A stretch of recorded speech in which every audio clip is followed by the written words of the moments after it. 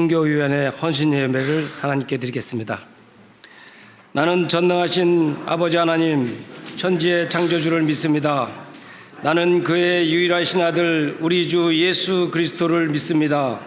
그는 성령으로 잉태되어 동정녀 마리아에게서 나시고 본디오 빌라도에게 고난을 받아 십자가에 못 박혀 죽으시고 장사된 지 사흘 만에 죽은 자 가운데에서 다시 살아나셨으며 하늘에 오르시어 전능하신 아버지 하나님 우편에 앉아 계시다가 거기로부터 살아있는 자와 죽은 자를 심판하러 오십니다.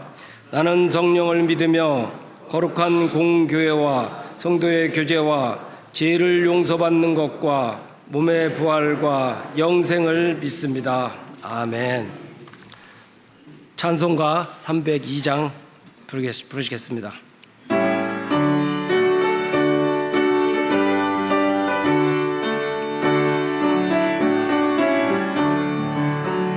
내 주 하나님 넓고 큰 은혜는 저 반바다보다 깊다. 너고 닷줄을 끌러 깊은 대로 저 한가운데 가보자. 언덕을 떠나서 장파에 배 띄워 내 주 예수 은혜의 바다로 내 맘껏 져가라. 왜 너 인생은 언제나 거기서 저 큰 바다 물결 보고 금이 모르는 깊은 바다 속을 번번 말하려 보거라. 언덕을 떠나서 장파에 배 띄워 내 주 예수 은혜의 바다로 내 맘껏 져가라. 많은 사람이 얕은 물가에서 저 큰 바다 물결 보아가 찰싹거리는 작은 바다 보고 마음 약하여 못 가네.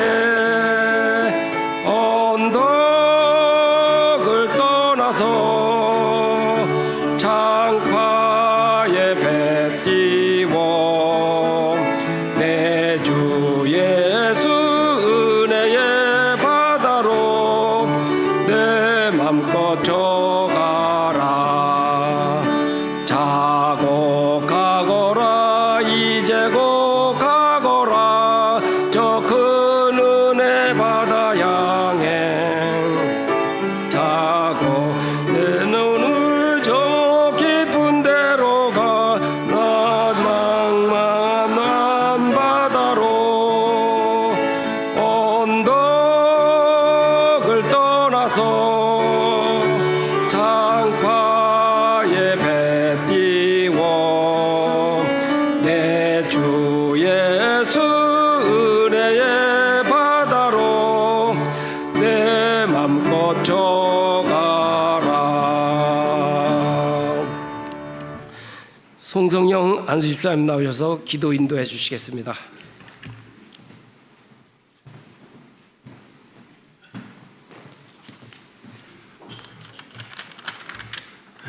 다 같이 기도드리시겠습니다.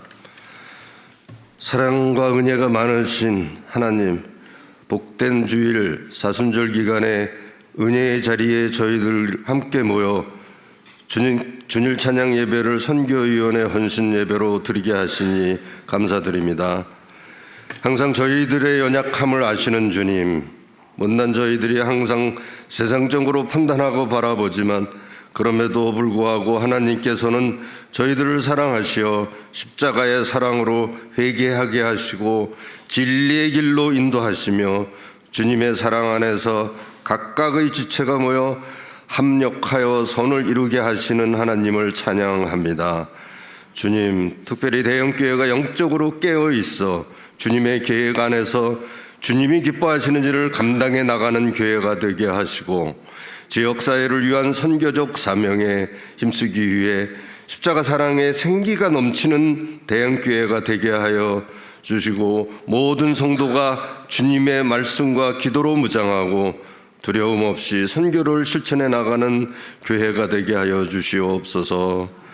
하나님, 저희 대형교회가 전도와 선교를 감당하기에 지치지 않도록 저희 성도님들 건강을 지켜주시고 70주년 이후 100주년을 바라보며 더욱더 빛나는 경륜이 깊어지게 하여 주시옵소서.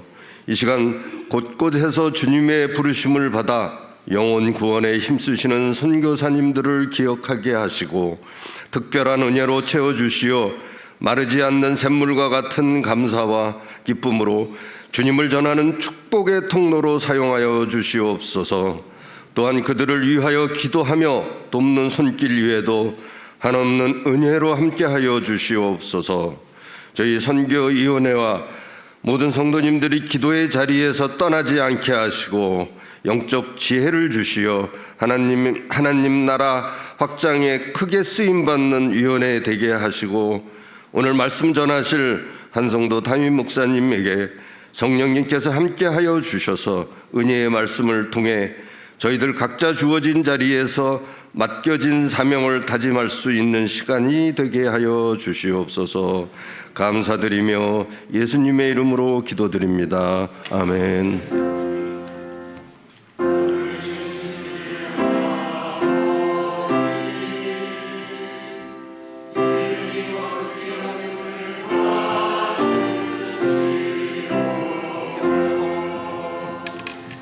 나라에 임하옵시며 뜻이 하늘에서 이룬 것 같이 땅에서도 이루어지리라. 오늘날 우리에게 일용할 양식을 주옵시고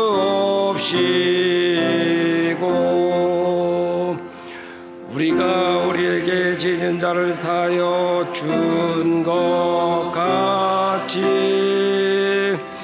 우리 죄를 사하여 주옵시고 우리를 시험에 들게 하지 마옵시고 다만 악에서 구하옵소서. 내게 나라와 권세와 영광이 아버지께 영원히 있사옵나이다.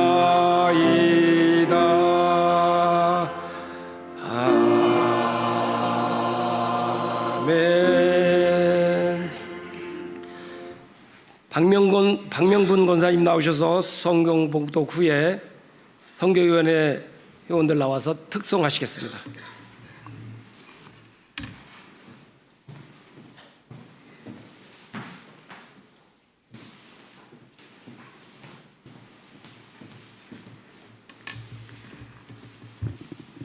오늘 우리에게 주신 말씀은 창세기 29장 27절로 30절까지 말씀입니다. 봉독하겠습니다. 이를 위하여 7일을 채우라. 우리가 그도 내게 주리니 내가 또 나를 7년 동안 섬길지니라.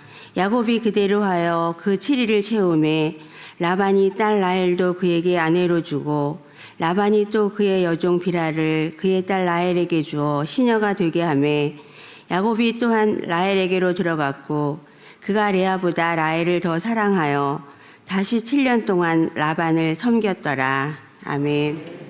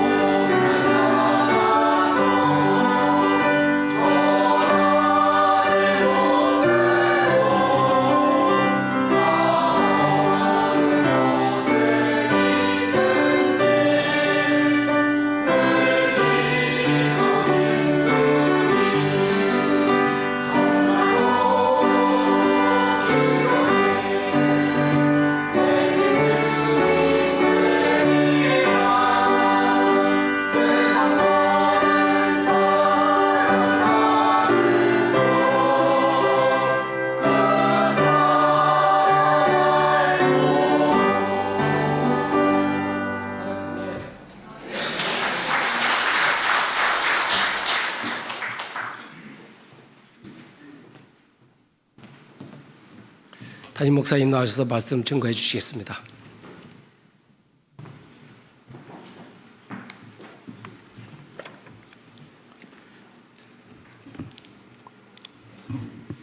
야곱이 아버지와 형을 속이고 또 형의 미움을 받아서 이제 도망자 신세가 되었습니다. 그래서 살고 있던 브엘세바에서부터 이제 먼 밧단 아람까지 저 지도에 나오는 것처럼 약 800km나 되는 그런 먼 거리를 이제 도망가게 됩니다. 굉장히 먼 거리죠. 그런데 의아하게도 도망가는 도중에 많은 그런 복을 받게 됩니다. 베델이라는 곳에서 하나님을 만나고 거기서 구원의 큰 은혜를 깨닫게 되고 또 하나님께서 복을 주시겠다는 약속을 다시 한번 받게 되는 것을 보게 됩니다. 자, 지금 상황을 여러분 잘 아시겠지만 이게 지금 혼이 나야 될 상황인데 지금 많은 복을 받게 됩니다. 그리고 밧단 아람에도 무사히 도착해서 우물가에 있었을 때 양을 몰고 오는 외삼촌 라반의 딸 라헬을 손쉽게 만나게 됩니다. 아주 단번에 베풀을 만나게 되는 것이죠. 그리고 외삼촌 라반의 너는 내 혈육이다 라는 인정을 받고 한 달 동안이나 융숭한 대접을 받게 됩니다. 이런 과정들을 보게 되면 야곱이 굉장히 순적하게 모든 일을 다 잘 되는 것처럼 보입니다. 그러나 이러한 야곱이라 할지라도 심은 것에 대해서 거두는 그런 때가 있는 것을 이후의 과정을 통해서 볼 수가 있습니다. 그래서 외삼촌 라반, 이제 나중에는 이제 장인이 되겠지만은 그곳에서 약 20년 동안 이제 속아서 일만 하게 되죠. 야곱이 남을 속이고 거둔 것은 20년이라는 고생의 세월임을 볼 수가 있습니다. 창세기 29장 15절을 보면 라반이 야곱에게 이렇게 접근하죠. 라반이 야곱에게 이르되 내가 비록 내 생질이나 어찌 그저 내 일을 하겠느냐, 내 품삯을 어떻게 할지 내게 말하라. 자, 이 말만 보면은 라반은 굉장히 정중하고 상대를 배려해 주는 듯한 그런 말을 하는 것 같습니다. 그리고 야곱에게 상당한 그런 대우를 해주는 것처럼 보이지만 그러나 여기에는 목적이 있습니다. 그것은 야곱의 신분을 변화시키려는 의도이죠. 대접을 해야 하는 친척으로서의 모습이 아니라 고용된 종으로서의 신분의 변화를 꾀하고 있는 것입니다. 특별히 라반은 야곱이 자신의 둘째 딸 라헬을 사랑하는 것을 알고 그것을 이용하게 되는 것이죠. 그래서 창세기 29장 11절에 보면 레아는 시력이 약하고 라헬은 곱고 아리따우니, 언니 레아는 눈이 좋지 않았습니다. 눈이 예쁘지 않았습니다. 레아는 눈이 예쁘지 못한 모습이다 보니 아무리 봐도 끌리는 매력이 없었던 것 같습니다. 하지만 라헬은 눈도 예쁘고 또 외모도 예뻐서 야곱이 매력을 느끼고 사랑하는 그런 여인이었던 것을 볼 수가 있습니다. 자, 그래서 이제 외삼촌이 얼마나 야비한 사람인지 이런 야곱의 약점을 이용해서 장기 노동 계약을 맺게 되는 것이죠. 창세기 29장 18절에 보면 야곱이 라헬을 더 사랑함으로 대답하되 내가 외삼촌의 작은 딸 라헬을 위하여 외삼촌에게 7년을 섬기리이다. 당시 결혼 풍습을 보게 되면은 남자는 아내를 맞이하기 위해서 여자의 가족들에게 돈이나 예물을 줘야만 했습니다. 하지만 지금 야곱은 은금을 줄 수 있는 그러한 형편이 안 되죠. 그저 자기 몸뚱아리밖에 없지 않습니까? 노동력밖에 없었습니다. 그러니까는 7년이나 노동력을 제공하겠다라는 그러한 계약을 맺게 됩니다. 그런데 이것도 잘 보시면 그 당시의 문헌을 따르면은 일반적으로 그 당시 남자가 한 여자를 아내로 맞이하려면 2년치의 노동력을 제공하면 되는 것입니다. 그런데 야곱이 라헬을 너무나 사랑한 나머지 7년을 제공하겠다라는 의사를 표현했습니다. 그러니까 보통 사람들보다 3배나 사랑하고 1년을 더 사랑하겠다는 것이죠. 라반이 외삼촌이라 한다면 이게 뭐 일반 사람이 아니라 적어도 이게 지금 친족 아닙니까? 외삼촌이라고 한다면 야곱이 7년을 일하겠다고 했을 때 7년이 무슨 말이냐, 세상에 그렇게 믿지는 장사가 어디 있느냐, 그저 1년만 해도 족하다 이렇게 말하는 것이 합당한 그런 모습이어야 할 것입니다. 그런데 조카가 7년을 일하겠다는데 아무 말도 하지 않았습니다. 창세기 29장 19절에 보면 라반이 이르되 그를 내게 주는 것이 타인에게 주는 것보다 나으니 나와 함께 있으라. 굉장히 배려하는 것 같고 후덕한 것 같지만 여기 아주 야비한 그런 모습을 볼 수가 있습니다. 그래서 어쨌든 외삼촌 라반은 사위도 맡고 또 7년 노동력도 공짜로 얻는 것이었습니다. 자, 야곱이 이제 7년을 채우고 보니 마음이 급해졌죠. 이미 지난주에 말씀드렸던 것처럼 77세에 집을 떠났습니다. 그리고 이제 84세 첫 장가를 들게 되는 것이죠. 지금 야곱은 우리와 같은 그러한 신체적인 그러한 형편이기 때문에 굉장히 늦은 그런 나이라고 볼 수가 있습니다. 그러니 마음이 얼마나 급했겠습니까? 그래서 외삼촌에게 창세기 29장 21절에 이렇게 요구합니다. 야곱이 라반에게 이르되 내 기한이 찼으니 내 아내를 내게 주소서 내가 그에게 들어가겠나이다.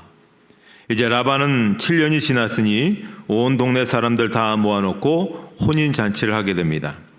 자, 예나 지금이나 어느 사회에서든지 잔치에 빠질 수 없는 것이 술이죠. 그래서 야곱이 이 사람 저 사람이 찾아와서 축하한다고 그래서 축하주를 권하다 보니까는 야곱이 거나하게 취하게 되었습니다. 창세기 29장 23절에 보면 저녁에 그의 딸 레아를 야곱에게로 데려가매 야곱이 그에게로 들어가니라. 자, 야곱이 밤에 어두워 보이지도 않고 술에 취해서 외삼촌이 보낸 여자를 라헬인 줄 알고 결혼했습니다. 그런데 아침에 일어나서 보니까는 그렇게 7년을 하루처럼 기다리던 라헬이 아니라 자기가 별로 좋지 않게 여겼던 레아가 바로 자기 앞에 있었던 것입니다. 자, 굉장히 놀랐겠죠. 응당 라헬인 줄 알았는데 레아가 있으니 얼마나 놀랐겠습니까? 그러니까 야곱이 완전히 속은 겁니다. 외삼촌에게 또 장인에게 사기를 당한 것입니다. 자, 이 사실은 오늘 우리에게 굉장히 중요한 사실을 경고하죠. 이 세상은 정말 날고 기는 그런 사기꾼들이 가득한 그런 세상이다 하는 것을 볼 수가 있습니다. 그래서 요즘은 이제 더 요즘에 그 어떤 그런 방법으로 하잖아요. 요즘 뭐 미국 대통령 선거에도 보면은 바이든의 목소리를 이용해서 사람들에게 전화를 이렇게 해서 엉뚱한 이야기를 한다고 하듯이 얼마든지 그것이 이제 우리 개인적으로 만들 수 있거든요. 그러니까는 어떻게 보면 어떤 사람이 제 설교한 것을 가지고 프로그램을 돌려갖고 그것으로 얼마든지 교인들한테 전화해서 이상하게 이야기할 수도 있다는 것이죠. 이제 그런 세상이 다가오게 되는 겁니다. 더 교묘하고 더 우리보다 더 수가 높은 것으로 다가오게 되는 것이죠. 예수님도 세상의 제자들을 보내면서 이 세상이 어떠한가에 대해서 말씀하신 적이 있는데요. 마태복음 10장 16절 말씀 한번 같이 읽도록 하겠습니다.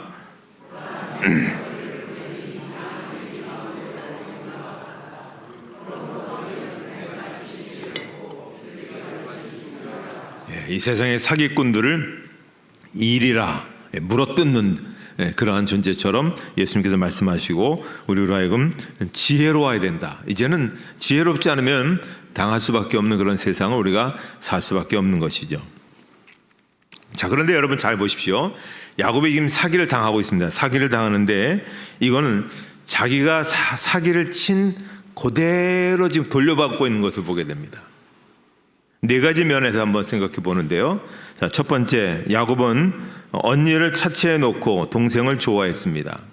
자, 야곱의 어머니 리브가도 형을 차치해 놓고 아우를 사랑했죠.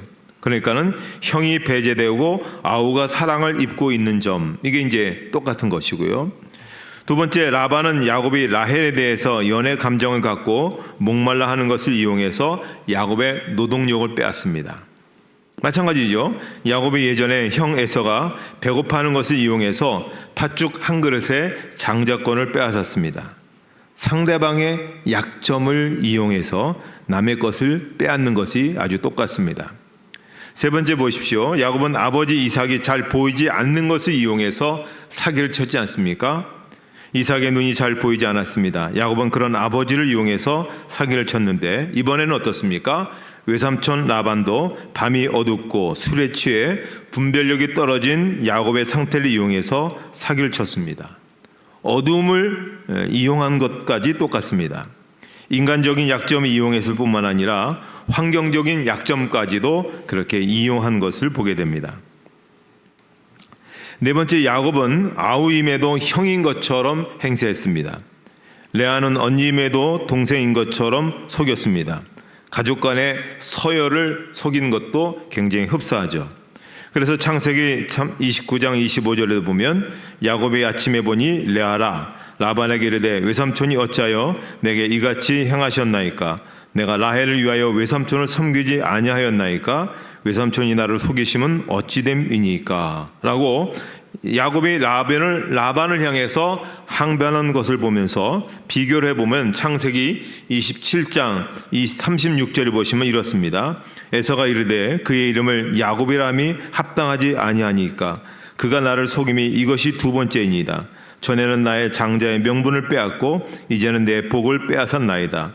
또 이르되 아버지께서 나를 위하여 빌복을 남기지 아니하셨나이까. 이렇게 에서가 항변한 것, 자기가 외삼촌에게 항변한 것과 에서가 아버지에게 항변한 것이 거의 지금 동일한 것을 보게 됩니다. 그러니까는 야곱은 지금까지 계속해서 사기만 치고 살아왔는데 이런 사기꾼의 그런 모습이 결국은 또 다른 상황 속에서 또 사기를 당하고 있는 것을 볼 수가 있습니다. 자, 이렇게 이제 야곱이 사기를 당했으면 망해야 정상인데, 근데 이상하게도 망하지 않았습니다. 도리어 그는 사기를 당하고 20년 동안 죽도록 고생하는데도 오히려 흥하는 일들이 일어나기 시작한 겁니다. 이건 왜냐? 하나님께서 야곱을 택하셨기 때문에 그렇습니다. 그리고 그에게 은혜를 주셨기 때문에 그렇습니다.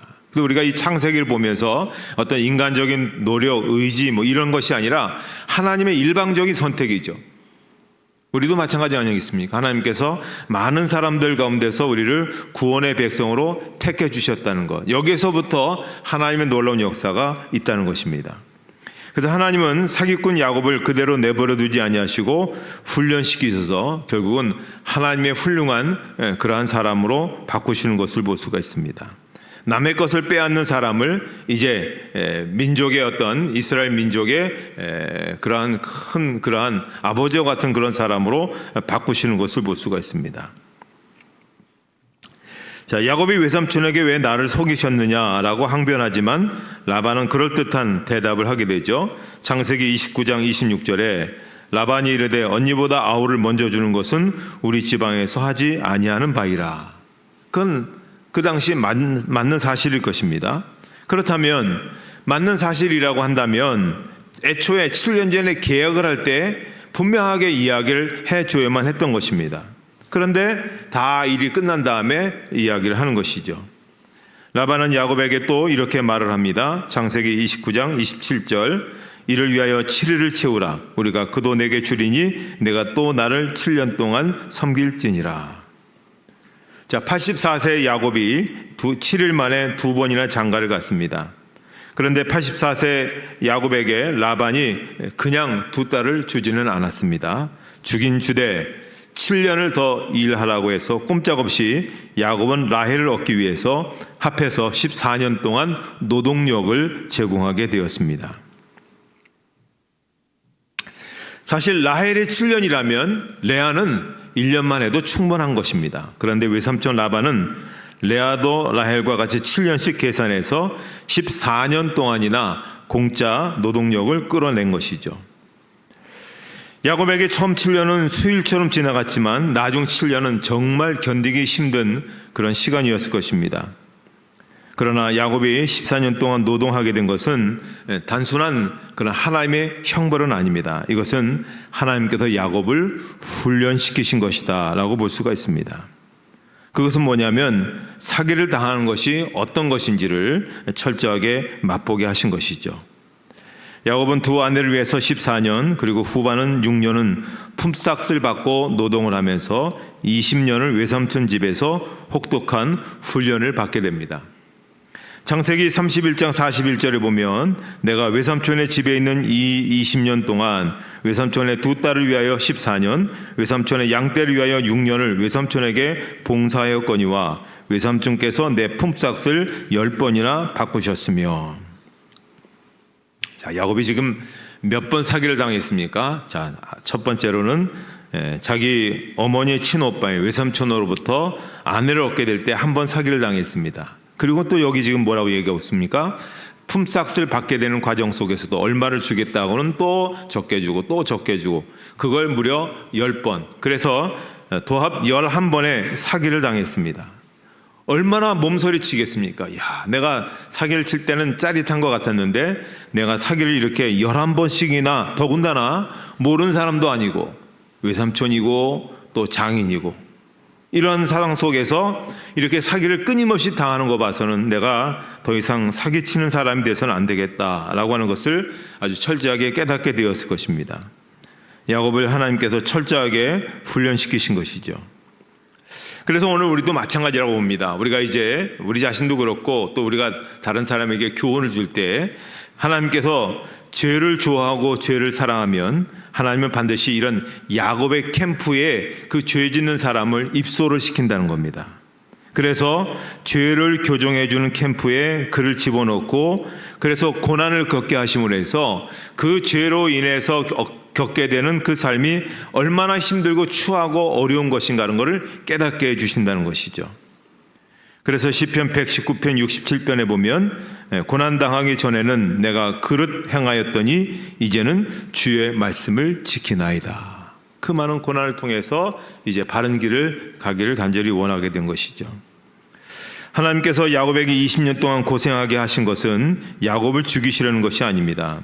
야곱은 하나님의 택한 백성이기 때문에 사기꾼 야곱을 변화시켜서 하나님이 쓰시는 인물로 만들기 위함이었습니다.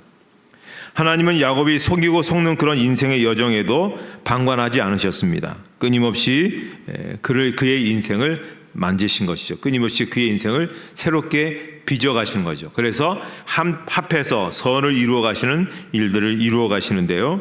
자, 창세기 28장 14절 말씀, 그 약속의 말씀 한번 같이 읽도록 하겠습니다.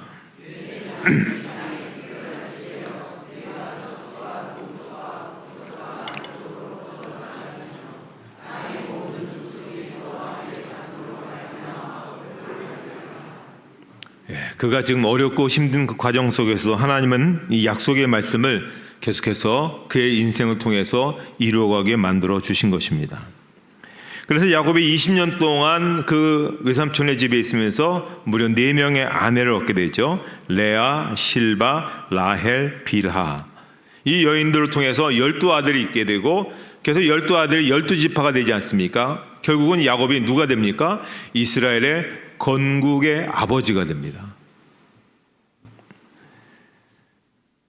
그런데 라헬에게서는, 가장 사랑했던 아름다운 여인 라헬에게서는 요셉과 베냐민이 나온 반면에 사랑받지 못했던 레아에게서는 레위와 혹은 유다와 같은 훌륭한 아들들이 납니다. 유다가 누굽니까? 유다는 예수님의 육신의 조상입니다. 그래서 예수님을 가리켜서 유다 지파의 사자다 이렇게 말씀하지 않습니까? 남편에게 받지 못한 사랑을 하나님이 채워주신 것입니다. 오늘 우리가 이 세상을 사는 동안에 많은 실수와 허물이 있을 수 있습니다. 그래도 하나님은 모든 것이 합력해서 복이 되도록 하십니다. 하지만 하나님은 우리에게 심은 대로 거두십니다. 안 심으면 못 거두고, 조금 심으면 조금 거두고, 많이 심으면 많이 거두고, 좋은 것을 심으면 좋은 것을 거두고, 나쁜 것을 심으면 나쁜 것을 거두게 됩니다. 제가 지난 3월 1일 날 저희 아버지가 좀 불편하시다고 해서 잠깐 이제 가서 이렇게 여러 가지 이야기를 좀 이렇게 나누게 되었는데요. 또 다시 새롭게 늘 하신 말씀이죠. 했던 얘기 또 반복하고 또 반복하는데, 그 중에서 제가 또 도전을 받을 게 뭐냐면, 제 모교회가 어쨌든 지금 한 5천 명 정도 모이는 그런 큰 교회가 됐지만, 그 교회가 그렇게 된 배경에는 여러 사람들이 노력한 것도 있겠지만 사실 결정적으로 이형래 장로님 때문에 사실 그렇게 되었습니다. 어려운 사정 속에서 교회가 이 강대상 하나만 들고 이제 이형래 장로님 집으로 나오게 된 것이죠. 그리고 이제 그 반대편 기장 측은 지금 저 안양 중앙시장에 이제 그대로 있는 것이고요. 그랬을 때 그 어려울 때 자기 집을 예배당으로 내놓고 사람들이 점점 모이니까 자기 집 땅을 그래서 하나님 앞에 드리지 않습니까? 그래서 안양제육의 그 땅이 그렇게 커도 그게 한 분이 기증한 겁니다.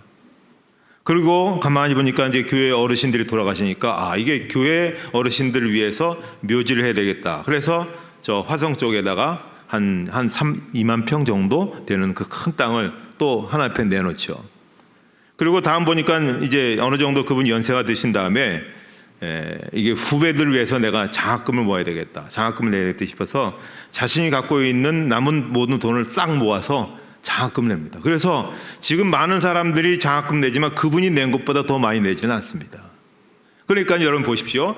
그 90년이라는 긴 역사 속에서 딱 한 사람만 제대로 하나님 앞에 잘 심었더니 하나님께서 엄청난 그런 축복으로 그렇게 인도해 주시지 않습니까? 물론 자녀들도 잘 됐습니다. 제가 보니까는 뭐 여의도에 가장 큰 병원 있지 않습니까? 성모병원장도 했고 또 한 사람은 미국의 유명한 그런 나사의 과학자가 됐고 한 사람은 또 국회의원도 됐고 한 사람은 공기업 사장도 됐고 이렇게 하나님께서 심으면 뭐 개인적도 그렇고 또 교회적으로도 이렇게 귀한 일들을 이루어 가시는 것을 볼 수가 있습니다. 심은 만큼 하나님께서 세워주시는 것 같습니다. 자, 그런데 우리가 이제 여기서 이제 중요하게 생각할 게 뭐냐면 예수를 믿고 하나님의 택하심을 받은 사람들은 인생의 씨를 심는 것이 아닙니다. 왜냐하면 그것만 있는 게 전부가 아니라는 것이죠. 하나님은 우리 인생에 엄청난 씨앗을 심어주셨습니다. 그게 바로 예수님이시죠. 하나님의 독생자 예수를 믿는 우리에게 주신 것입니다. 그래서 하나님의 성령을 보내주셔서 예수를 믿고 또 성령을 모시고 사람들은 천국의 영광이라는 어마어마한 열매를 우리에게 거두게 해주시는 것입니다. 그래서 정말 지혜로운 사람, 성경에서 지혜라는 것은 가장 똑똑하다는 얘기거든요. 지혜로운 사람이 뭡니까? 하나님이 나를 위해 심어주신 이 예수 그리스도를 받아들이는 사람들이 가장 지혜로운 사람이라는 겁니다. 예수를 영접하고 예수 믿는 사람들은 하나님이 그 인생에 씨를 심게 하시는 그러한 사람입니다. 그러니 그 씨가 결국 어떻게 되었어요? 예수를 영접하게 되었을 때 영생의 복을 주시고 천국의 영광을 주시고 이 땅을 살아가는 과정 속에서도 하나님이 주시는 그런 복을 누리게 될 것입니다. 그래서 인생의 최고 지혜는 뭡니까? 예수님을 믿고 구주로 받아들이는 겁니다.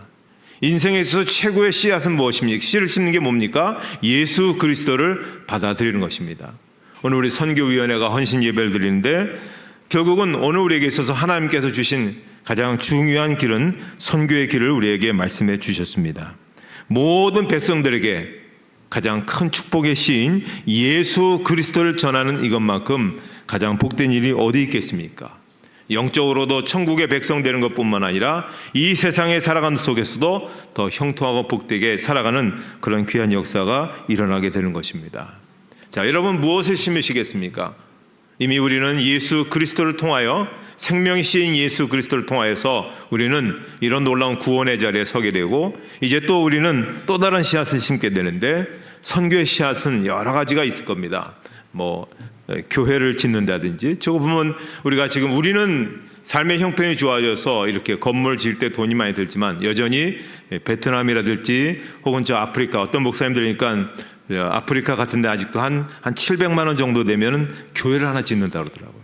베트남 같은 경우에도 한 1000만 원에서 1200만 원 정도면 교회를 하나 지을 수 있고 물론 뭐 더 할 수 있겠지만 얼마든지 교회를 지을 수 있습니다.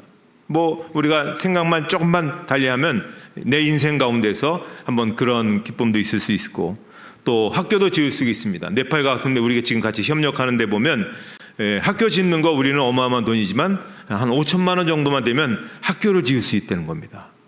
지금 학교를 하나 잘 짓고 있는데 어느 교회 서울의 어느 교회에서 한 4천만 원 정도 주셔서 졌는데 그 교회가 지금 갑자기 문제가 생기는 바람에 지금 1,000만 원으로 지금 내지 못해서 어려운 그런, 어쨌든 5천만 원 정도 이렇게 학교도 짓고 또 성경도 보내고 30만 원 정도 되면 학교의 우물이나 또 마을의 우물을 파서 또 이게 또 우리가 또 예수 그리스도 이름으로 같이 나눠줬다고 해서, 이게 우물이라는 것이 마을에 있어서 굉장히 중요한 일이죠. 또 선교지 같이 방문하기도 하고, 이런 여러 가지 다양한 우리가 씨앗을 심게 되면 하나님께서 그곳에 많은 생명의 씨앗도 결과도 나타나게 될 것이고, 또 우리 인생 속에서도 하나님께서 주시는 놀라운 은혜의 자리에 우리가 설 수 있게 되는 것입니다. 여러분, 무엇을 심으시겠습니까? 또 그렇게 되면 여러분, 우리가 분명히 거두게 되는 그런 귀한 역사가 있게 될 것입니다. 거두는 것을 바라보면서, 소망의 날을 바라보면서 오늘도 우리가 다양한 모습으로 잘 심고 또 뿌리는 그런 복된 삶을 사시기를 주님의 이름으로 축복합니다. 하나님 아버지, 은혜를 감사합니다. 말씀 속에서 오늘도 우리에게 참된 구원의 길을 열어주시고 우리에게 영생의 씨, 또 생명의 신 예수 그리스도를 받아들여서 우리로 하여금 천국 백성, 구원의 백성으로 삼게 해주신 것 감사합니다. 이제 아버지 하나님, 우리가 이 씨앗을 모든 세상 사람들에게 또 나눌 수 있는 복된 자가 되게 해 주시옵소서. 많이 우리가 뿌리고 많이 씨앗을 심고 기도로 또 사랑으로 또 물질로 또 여러 가지 모양으로 우리가 심어서 더 큰 미래를 바라보고 나갈 수 있는 우리의 모든 삶이 되게 해 주시옵소서. 예수님의 이름으로 기도하옵나이다. 아멘.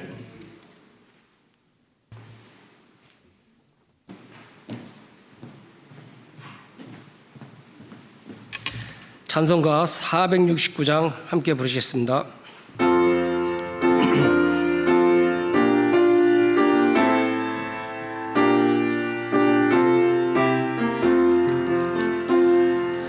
내 주 하나님 주만 따라 가게 하소서. 어떠한 역경과 괴로운 일이 내 앞길을 가로막아도 물리치고 가게 하소서. 환난풍과 슬픔 모두 이겨내고서 나 언제나 이 길로만 가게 하소서. 내 주 예수님 바른 길을 비춰주소서. 무거운 욕과 시험 와서 내 앞길을 어루만져줘. 찬송하며 가게 하소서. 할렐루야 기뻐하고 감사하면서 나 언제나 이 길로만 가게 하소서. 나의 성령님 순종의 길 인도하소서. 한없이 놀랍고 크신 사랑이 내 앞길을 인도하시니 감사하며 가게 하소서. 최후의 길, 승리의 길, 주 만나는 길, 나 언제나 이 길로만 가게 하소서. 회개로 수고하시는 박수진 집사님 나오셔서 헌금 기도해 주시겠습니다.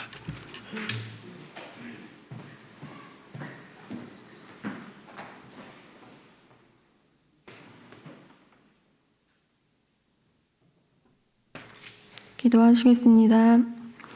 사랑과 은혜가 풍성하신 하나님 아버지, 오늘 이 시간 선교위원회 헌신 예배를 드리게 하시니 감사드립니다.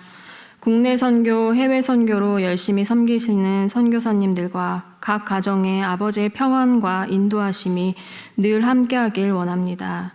또한 선교위원회와 회원들과 대형교회 성도들도 기도와 물질 각자의 방법으로 선교 사명에 힘쓸 수 있도록 인도하여 주옵소서.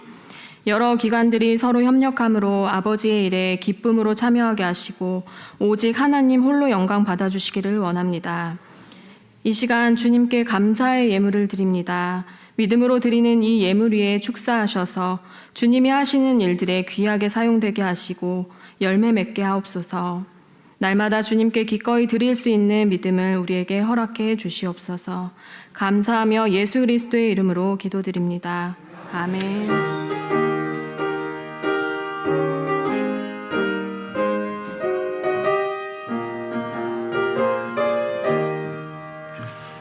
담임 목사님 나오셔서 광고해 주시고 축도하심으로 선교위원회 헌신 예배를 모두 마치겠습니다. 기도하겠습니다. 이제는 우리 주 예수 그리스도의 은혜와 하나님 아버지의 사랑하심과 성령의 인도하심과 교통하심이 오늘 헌신을 다짐한 선교위원회 위에와 또 함께한 모든 교우들 머리 위에 이제로부터 영원토록 함께 없시기를 축원하옵나이다. 아멘.